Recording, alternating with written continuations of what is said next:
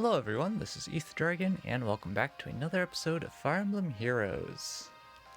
So here we are with a pretty decent defense, incredibly few merges on the units, but of course the concept is it's just one of those classic turn 1 pressure maps using the 7th slot opened up by Seiros. So I actually faced a previous match, I believe, on this same map, but there was a Far Save Brave Hector here, and there was like a Shamir, Duo Peony, Duo Sigurd, Seiros, and who was the other unit? Mirabilis. So triple dancer shenanigans on that team. I ended up being able to basically let this trap spring turn 1, but it didn't engage, and so because none of my units were in range to get attacked by their Duo Sigurd, so I basically exploited that and ended up winning eventually by having saving Brave Hector for last. But the far save was definitely super annoying. It didn't allow me to, for example, snipe off their dancers or Seiros, or Shamir, super difficult to deal with because can't quite one round KO the guy without Deadeye up, and Deadeye is only at 2 cooldown to start. But unfortunately I didn't record that, so we're gonna goofball with this one. We're gonna do some real universe brain plays, Kappa, and if it works out, it works out. If not, we guess we'll die, kind of a deal. So the main idea is we're going to go in turn 1 and take out Dual Lift, but we have to verify we can actually, one-shot Dual Lift, because if we take any damage, that's kind of a problem. So, Dual Lift, let's see, 59, 34, and then 6 and 7, or 7 from attack defense push, so that's 47, 106. So after Crom shenanigans, that's 97? Something sounds wrong. Let me pull out the calculator because I'm brain dead. I need to store numbers. Alright, so it's 59 HP, 34 base defense, 6 from the weapon, 7 from push, and then 97. Alright, Crom is gonna have 68, 74, 81. Oh my gosh, that's exact lethal. 100% not rigged in any way. Yes, there's no other sources of buffs. I don't think I'm overlooking anything, so that is a clean one-shot. Worst case scenario, we have to take a counter and we take some damage. But the main idea is we're going to attract Brave Veronica to go attack someone else other than Crom. And so because Azura is in range to attack Crom, Lysithea is going to rally her, and already with 47 attack, so that gets reduced to 38 against Crom. She's already doing more than 5 damage. So the point is, she shouldn't dance, and she should attack. Trademark. If it doesn't work, it doesn't work. The 5 damage rule is very quirky sometimes, and sometimes I just don't know why it doesn't apply, but some people is like, oh, it's because the dancer would have died if they attacked, but no, that's definitely not true, because I've had plenty of instances of baiting and one round KOing, so I don't know. It's some jank shenanigans. But anyways, and the real kicker is that we have our panic mana here, so normally we would be panicking Legendary Azura, debuffing her by 4 attack from the rally attack, so then she would do less than 5 damage, and so she wouldn't dance. But they have odd recovery. So the odd recovery is going to get rid of the panic, so that doesn't happen. Totally not using odd recovery against them, Kappa. So ridiculous. And of course, Duo Sigurd, he's got nothing better to do, so he's going to attack.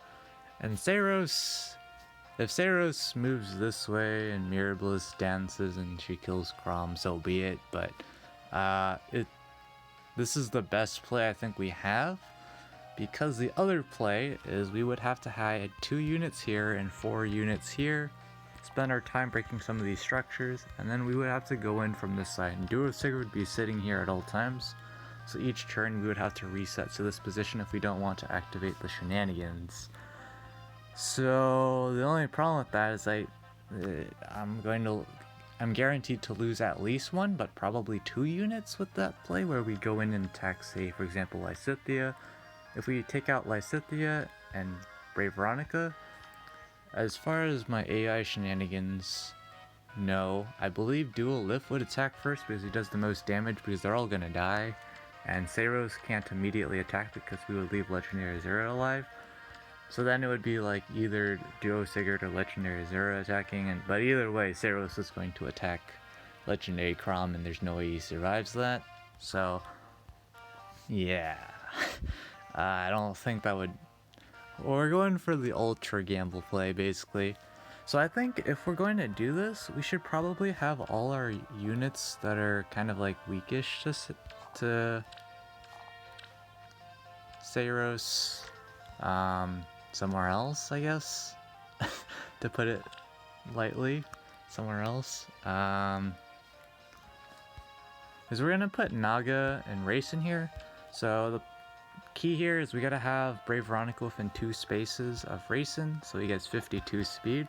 Brave Veronica can only get up to 54 speed, and there's no other speed buffs other than, you know, if Legendary Zero were to somehow dance, then that would be bad news bears for us, but no, that's not a thing.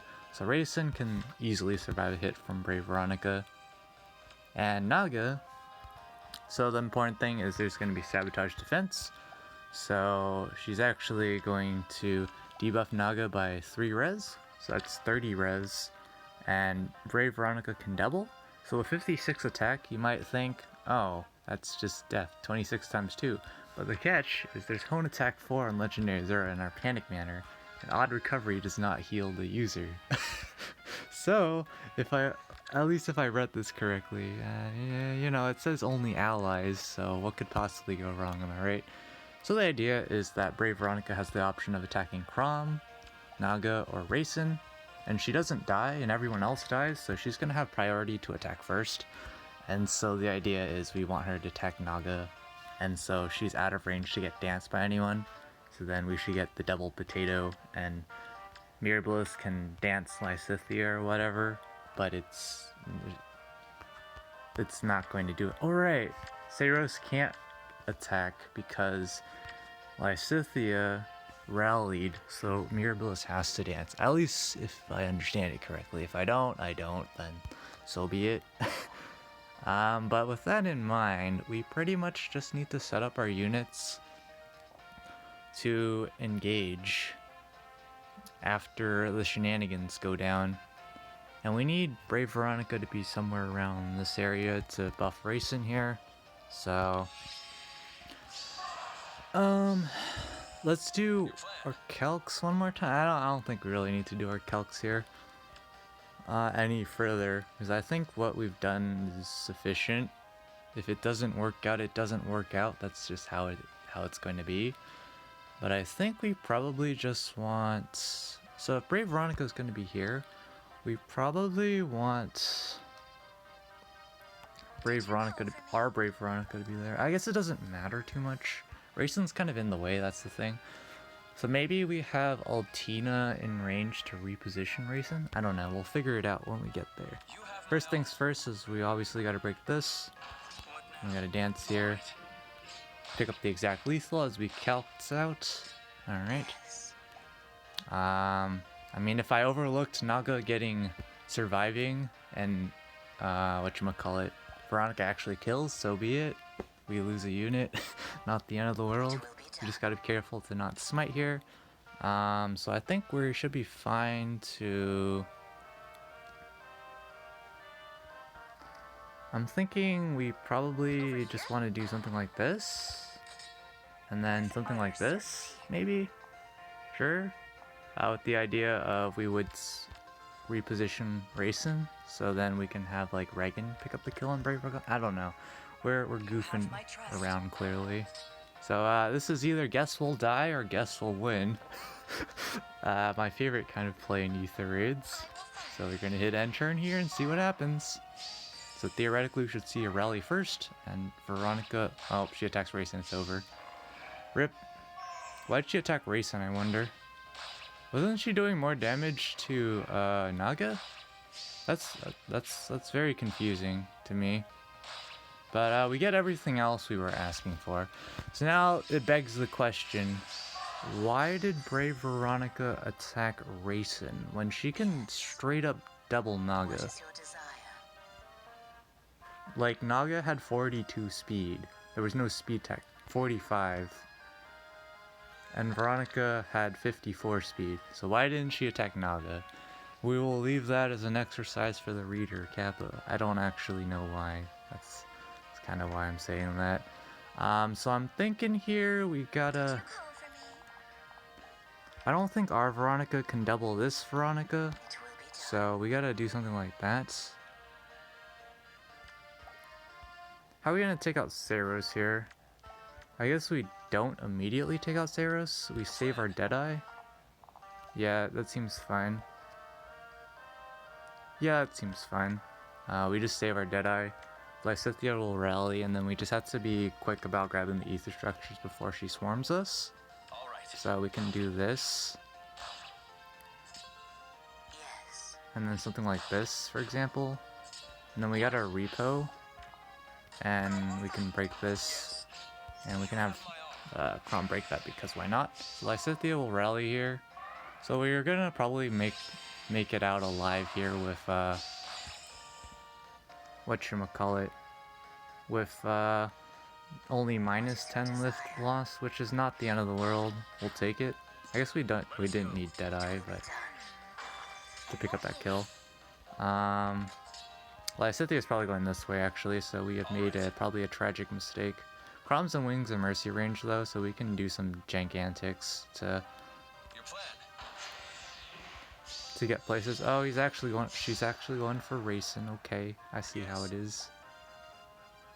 So at this point, we just need to make sure we kill Lysithea, and I'm pretty sure Chrom can kill Lysithea.